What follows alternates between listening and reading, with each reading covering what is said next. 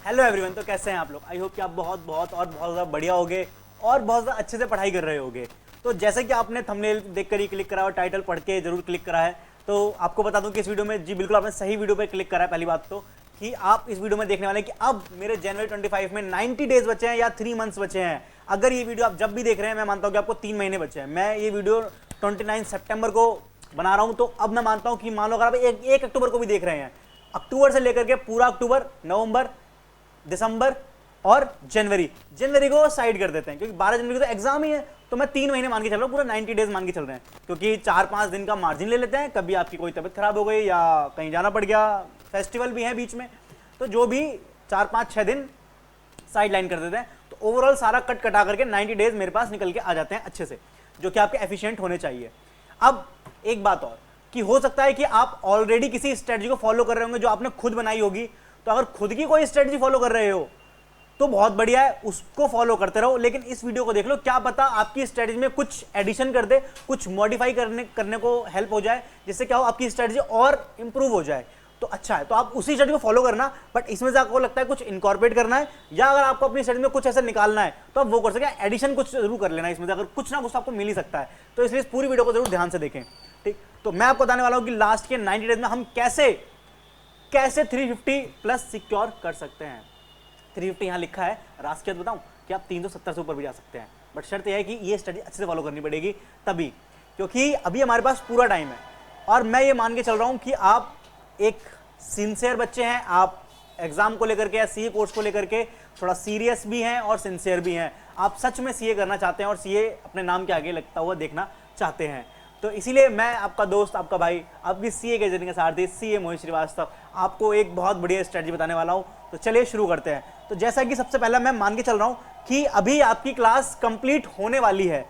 Complete तो खैर नहीं हुई होगी, मोस्टली 80% बच्चों की होने वाली होगी, एक एक सब्जेक्ट करके खत्म होने वाली होगी। तो किसी का इकोनॉमिक्स खत्म होने वाला होगा, किसी का मेरे ख्याल से अकाउंट्स खत्म होने वाला होगा। तो फिर भी ओवरऑल मोटा मोटी तौर पे अगर आपकी क्लास अक्टूबर में भी खत्म हो जाती है तो भी बहुत बढ़िया चांस है। तो सबसे पहले तो हमें क्या ध्यान रखना है कि आपके जो कोचिंग चल रही है, जो अभी आप क्लास ले रहे हैं, तो आपकी कंप्लीट करो पहले उस क्लास को अच्छे से। आप पहले उसको अच्छे से कवर करो, उसमें कोई शॉर्टकट मत लो, ऐसा हाइपर मत हो जाओ। अभी अच्छा खासा सफिशिएंट टाइम है। जिन बच्चों ने अभी पढ़ाई भी नहीं करी है शुरू, उनके लिए भी अच्छा खासा टाइम है कि वो भी अपना एफर्ट लगा करके अभी भी निकल सकते हैं अच्छे से, और 350 वो भी लेकर के आ सकते हैं। तो क्या करना है, सबसे पहले जो क्लास पेंडिंग है उसको अच्छे से खत्म करना है। और सिर्फ क्लास खत्म करने के लिए खत्म नहीं करनी, जो उसमें प्रॉपर जिस तरीके से आपको आपके टीचर पढ़ा रहे हैं, या फिर अगर आप हमसे ही पढ़ रहे हैं तो ऑब्वियसली आपको ये स्ट्रेटजी पहले से पता होगी, हमने क्लास में भी शेयर करी है। तो ये वाली बात आप फोकस कर सकते हैं कि यहाँ पर क्या काम की बात है कि जैसे वो पढ़ा रहे हैं आप उनके साथ साथ करते रहिए। जो वो कह रहे हैं, आपको होमवर्क देना है, साथ साथ होमवर्क कीजिए, साथ साथ क्लास वर्क कीजिए, पूरा फॉलो कीजिए उसको साइड बाय साइड। और जो खत्म होने वाला पोर्शन है वो आप रिवाइज करना शुरू कर सकते हैं। तो पहले क्या करा हमने, अपनी क्लास को खत्म करा। उसके बाद हमने क्या देखा कि हमें कोई शॉर्टकट नहीं चाहिए, हमारे पास बहुत टाइम है ना। हम कोई मैराथन के चक्कर में नहीं पड़ेंगे, हम कोई यूट्यूब वीडियो की शॉर्ट ट्रिक में नहीं फंसेंगे, हम किसी भी ऐसे फास्ट ट्रैक के चक्कर में भी नहीं पड़ेंगे, क्योंकि हमारे पास सफिशिएंट 3 महीने हैं। तो 3 महीने is more than enough, believe me, ठीक है। तो सबसे पहले हम क्या करेंगे, अपने क्लास खत्म करिए हमने अक्टूबर के एंड तक, या नवंबर मिड या नवंबर बिगिनिंग में भी खत्म हो जाए 10 तारीख तक भी, तो भी बहुत एक अच्छा टाइम बच जाता है मेरे पास। तो भी अगर नवंबर मिड 10-12 के बीच खत्म होती है तो भी 2 महीने बचते हैं पूरे पूरे। और लेकिन ऐसा भी नहीं है ना कि जब तक आपकी क्लास चल रही है आप कुछ पढ़ ही नहीं रहे होगे, ये तो मैं नहीं मानता। क्योंकि आप साथ साथ जो पढ़ रहे हैं क्लास के दौरान, उसको आप एक बार तो घर पे जाके, या अगर आप ऑनलाइन पढ़ रहे हैं तो आप घर पे उसको सेल्फ स्टडी में तो जरूर लेकर के आ रहे होंगे। तो साथ साथ एक रिवीजन तो आपको ऑटोमेटिक खत्म होता जा रहा है, और कोई डाउट रहा होगा तो आप साथ साथ क्लियर भी कर सकते हैं। तो एक रिवीजन तो मैं मानता हूं खत्म हो रहा है। उसके बाद क्या करना है, उसके बाद होता है असली गेम। अगर आपके पास 2 महीने बचे हैं, 2.5 महीने बचे हैं, या 3 महीने बचे हैं, जो भी आपके पास टाइम है, जिन बच्चों की खत्म हो गई है उनकी तो 3 महीने बचे हैं, ये खत्म होने वाले उनके 2 या 2.5 महीने बचेंगे। और 2.5 या 2 महीने मोर देन इनफ है सेल्फ स्टडी के लिए। मतलब आप बहुत ज्यादा अच्छे नंबर लेके आ सकते हैं। मतलब मैं बता नहीं सकता, आप 370 क्रॉस कर सकते हैं। 350 तो चलो लिख देते हैं, क्योंकि ठीक है सब 350 की बात करते हैं, 370 लगता है वो एक पेपर में 100 नंबर लेके आना कितनी मुश्किल बात है। कोई मुश्किल बात नहीं है, आप टारगेट कर सकते हैं, ठीक है। तो इसलिए मैंने यहाँ पे लिखा है 350, बट मैं आपको वीडियो में 370 भी बता रहा हूँ, ठीक है। तो क्या करना है उसके बाद, अब जब आप सेल्फ स्टडी कर रहे हैं या आप रेगुलर भी पढ़ रहे हैं, मतलब क्लास के साथ भी, आप कम से कम 2 सब्जेक्ट तो पढ़ ही सकते हैं। बट 2 से ज़्यादा पढ़ना मेरे ख्याल से कोई एक सही बात नहीं है। इसमें आप कुछ भी अच्छे से नहीं पढ़ पाएंगे। अगर आप जो बच्चे दिन में 3 या 4 सब्जेक्ट 7 सब्जेक्ट भी पढ़ रहे हैं, तो आप उसको टाइम ही नहीं दे रहे हो सही से किसी एक सब्जेक्ट को भी, तो जब तक आप उसे सही से टाइम नहीं दोगे तो वो खत्म नहीं होगा, दिमाग में नहीं बैठेगा, फिर बार में उतना ही टाइम लगेगा बार बार, और चारों सब्जेक्ट मिड में मजेदार में फंसे रह जाएंगे। तो क्यों ना हम क्या करें, 2 सब्जेक्ट पकड़ लें। वैसे मैं जो करता था, मैं तो एक फाइनल और इंटर में मैं तो एक सब्जेक्ट एक बार में पढ़ता था। जब मैं सेल्फ स्टडी करता था तो एक सब्जेक्ट एक बार में, बस अगले 6-7 दिन या 8 दिन या 10 दिन जितनी डिमांड है उस सब्जेक्ट की, 10-12 दिन सिर्फ एक ही सब्जेक्ट, अकाउंट्स पढ़ रहे हैं तो 10 दिन अकाउंट्स ही पढ़ रहे हैं, पूरे दिमाग में अकाउंट्स चल रही है। तो एक अच्छे से हम कर पाते थे उसको खत्म, कि पूरा दिन मेरे को अकाउंट्स ही करनी है और आराम से करते चलो, सारे क्वेश्चंस खत्म होंगे, सारे कॉन्सेप्ट खत्म होंगे। बट अभी आप ठीक है, आप एक सब्जेक्ट में थोड़ा बोर हो जाओगे या थियरी पढ़ते पढ़ते बोर हो सकते हो, प्रैक्टिकल करते समय आपको थोड़ा लग सकता है, तो आपको एक कॉम्बिनेशन चाहिए। तो आप थियरी और प्रैक्टिकल का कॉम्बो बना लो एक बढ़िया सा, आप आराम से बना सकते हो। अकाउंट्स एंड इकोनॉमिक्स का, लॉ एंड मैथ्स का कॉम्बो बना लो, या आप अकाउंट्स और लॉ का या इकोनॉमिक्स एंड मैथ्स का, जो भी आपको सुटेबल लगता है। तो एक थियरी और एक प्रैक्टिकल, तो आधा दिन आपने थियरी दे दी, आधा दिन आपने प्रैक्टिकल दे दिया। तो आप जो सुबह का टाइम होता है, जो आप अर्ली बर्ड वाले बच्चे जो हैं, अगर सुबह उठ के जल्दी पढ़ते हैं तो उनके लिए बेस्ट है कि आप सुबह सुबह उठते ही क्या करो, थियरी वाला जो सब्जेक्ट है उसको पढ़ लो, तो एक फ्रेश माइंड रहता है। और थियरी जैसे जैसे समय बीतता है, दिन गुजरता है, रात तक पहुंचते पहुंचते एनर्जी डाउन हो जाती है, लो हो जाता है, तो दिमाग भी उतना नहीं चलता है, दिमाग में थियरी उतनी नहीं बैठती है ज़्यादा। तो क्या करना है, सुबह सुबह फ्रेश माइंड है, थियरी खत्म कर ली, देन उसके बाद आधा दिन जो बचा मेरा, अब उसके बाद मैं प्रैक्टिकल करूंगा, मैथ या अकाउंट्स लग रहा हो रात तक करना है। अगर रात वाले बच्चे हो तो रात को आप अपना प्रैक्टिकल कर लो, सुबह जब उठोगे दोबारा से अगले दिन तो थियरी पढ़ लो। तो जो सेकंड हाफ ऑफ डे है उसमें आप प्रैक्टिकल कर लो, और जो फर्स्ट हाफ है उसमें आप थियरी पढ़ लो। आप कॉम्बिनेशन कुछ भी लगा सकते हो। तो 2 सब्जेक्ट आप लेके चल सकते हो, और 2 सब्जेक्ट मेरे ख्याल से आपके 25 दिन के अराउंड आपका सेकंड रिवीजन हो जाएगा। मतलब इसे पहला रिवीजन नहीं बोलो सेल्फ स्टडी वाला, क्योंकि एक रिवीजन आपने ऑलरेडी कर ली जो कि क्लास का, तो चलो उसमें उतना टाइम नहीं मिला होगा, तो इसको ये सेकंड रिवीजन, इसको ही फुल फ्लेज फर्स्ट रिवीजन बोलते हैं। अब इस रिवीजन में कुछ बातों का विशेष रूप से ध्यान रखना है, इसके अंदर भी हमें कुछ भी शॉर्टकट नहीं अपनाने हैं। क्योंकि बच्चे क्या करते हैं, मानो अगर अकाउंट्स कर रहे हो तो अकाउंट्स करते समय बच्चे बहुत बड़ी गलती करते हैं कि वो क्वेश्चन को देखते रहते हैं, अच्छा, या उसका आंसर देख रहे हैं कि अच्छा ये क्वेश्चन है, ये आंसर है, ऐसे हो गया, ऐसे हो गया, ऐसे हो गया, तो यू भी होगा, ये भी होगा, यू भी होगा, और एग्जाम में आगे लगता है फिर ये क्यों होगा, तो ऐसी दिक्कत हो जाती है। तो वो ना हो, इसलिए क्या करना है, पहले जब रिवाइज कर रहे हैं तो उस समय फर्स्ट रिवीजन जो सेल्फ स्टडी वाला है उसमें डिटेल में खुद को झोंक दो अच्छे से। तो क्या करना है, जब हम पहली रिवीजन कर रहे हैं, अगर जो लॉ के क्वेश्चंस हैं, लॉ की प्रैक्टिस कर रहे हो, लॉ पढ़ रहे हो, उसमें डेली आप 2 क्वेश्चन लॉ के लिख के देखो, क्योंकि बच्चे लॉ में बहुत ज्यादा फंसते हैं। क्यों? क्योंकि उनको रिटन प्रैक्टिस नहीं होती, कॉन्सेप्ट आ जाता है, समझ जाते हैं, बट एग्जाम में हाथ नहीं चलता। तो एग्जाम में हाथ कब चलेगा, जब पहले हाथ चलाया हो अच्छे से। तो पहले क्या करो, समझ लिया, डेली 2 क्वेश्चन लिख के देखो जब आप लॉ पढ़ रहे हैं, तो वो एक काम करना है। प्लस अकाउंट्स मैथ्स को भी ऐसे ही करना है, आप उसको देख देख के सॉल्व नहीं कर सकते, क्योंकि हाथ को प्रैक्टिस नहीं हुई और कॉन्सेप्ट समझ आ गया, लेकिन जब तक हाथ से करके नहीं देखा ना, वो दिमाग में बैठता नहीं है, निकल जाता है बार बार। तो एक बार क्वेश्चन को पूरा फुल फ्लेज हाथ से करके देखो, फॉर्मेट मत बनाओ प्रॉपर, कोई बात नहीं, स्क्रिबलिंग कर लो अच्छे से, बट एक रफली तो अच्छे से कर लो ना, लिख के तो कर लो, कैलकुलेशन तो कैलकुलेटर पे हाथ तो चला लो, कैलकुलेटर में प्रैक्टिस कर लो, क्योंकि कैलकुलेटर वहां पे स्लो चलता है, तो पेपर ही पूरा नहीं हो पाता अकाउंट्स का, तो ये भी दिक्कत होती है। इसलिए फर्स्ट रिवीजन जितनी अच्छी होगी, second, third, fourth, fifth revision उतनी ही मजेदार होगी। तो फर्स्ट रिवीजन बेस्ट रिवीजन होने वाली है।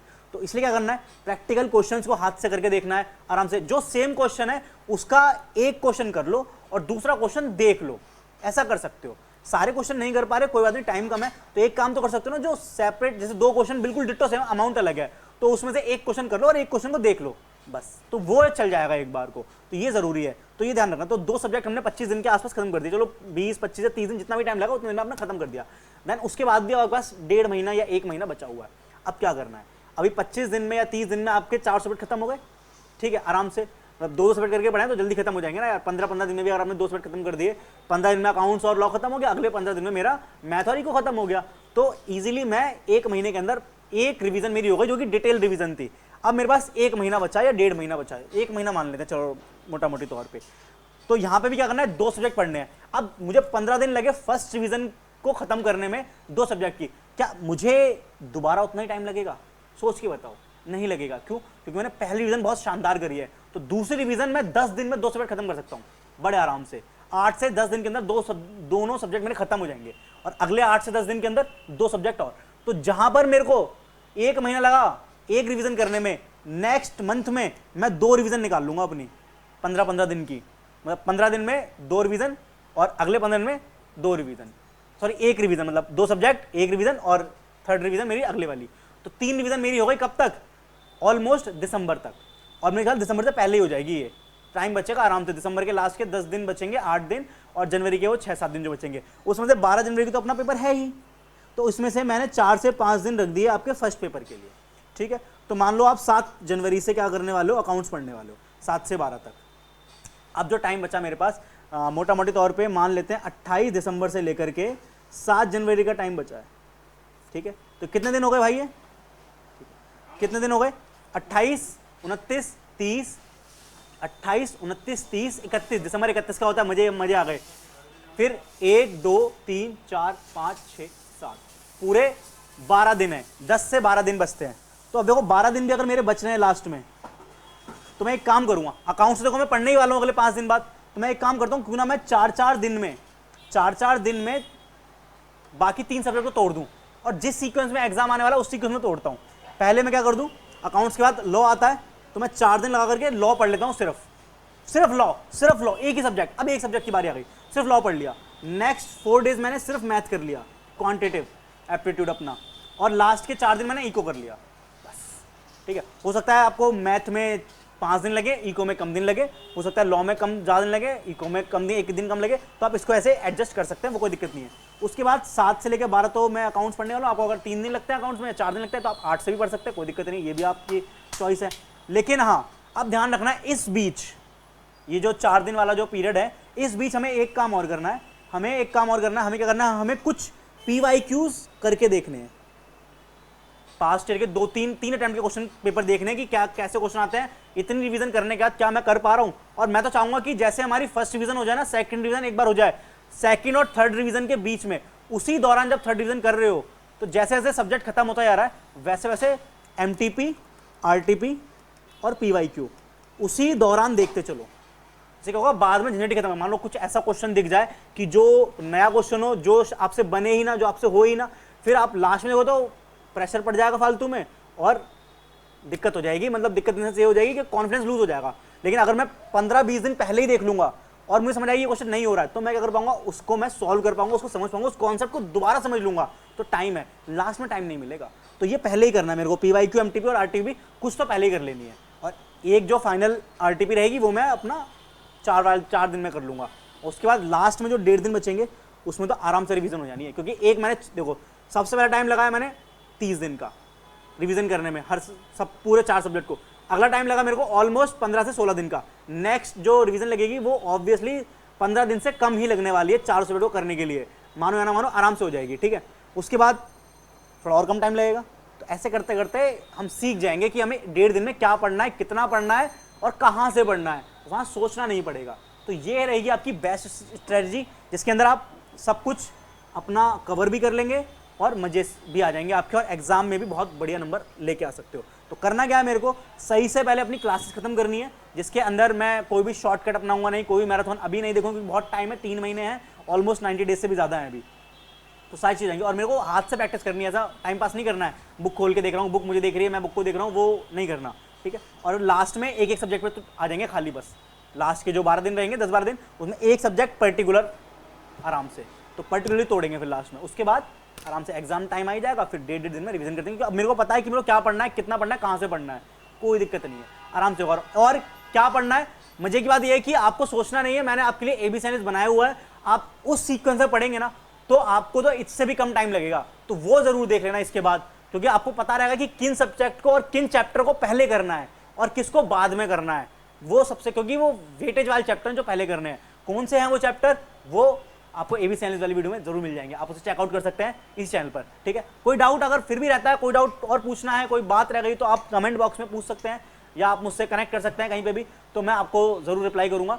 और कोई बात डाउट आप कमेंट में पूछ लीजिए, मैं आपको वहाँ भी बता सकता हूँ, ठीक है। चलिए मिलते हैं नेक्स्ट वीडियो में, तब तक के लिए बहुत बहुत धन्यवाद।